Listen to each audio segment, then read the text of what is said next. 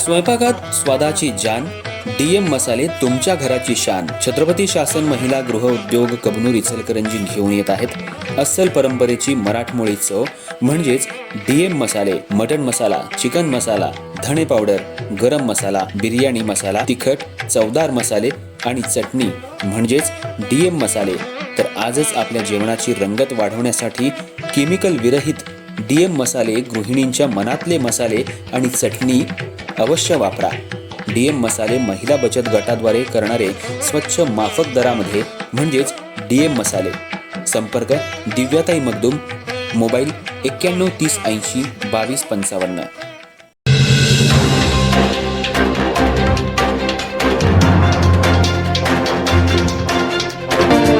इचलकरंजी शहरात धर्मवीर छत्रपती श्री संभाजी महाराज यांच्या जयंतीनिमित्त श्री शंभूतीर्थ परिसरात बुधवारी सायंकाळी रंगलेल्या महाराष्ट्राचा शाहिरी बाणा या शाहिरी कार्यक्रमानं उपस्थित शिवप्रेमींमध्ये प्रचंड उत्साह निर्माण केला.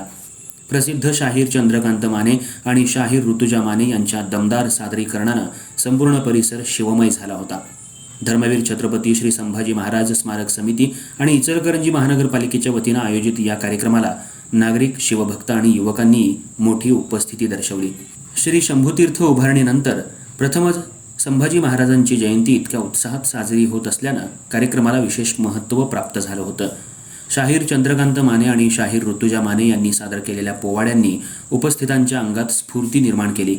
छत्रपती शिवाजी महाराज आणि छत्रपती संभाजी महाराजांच्या शौर्यगाथा, स्वराज्याची परंपरा आणि हिंदवी स्वराज्यासाठी दिलेल्या बलिदानाचं प्रभावी वर्णन शाहिरी शैलीत करण्यात आलं.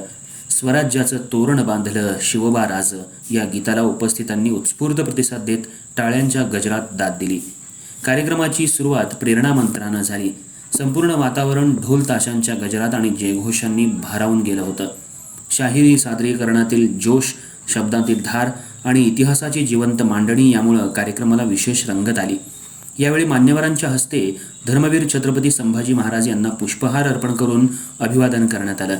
कार्यक्रमाची सांगता ध्येय मंत्रानं करण्यात आली.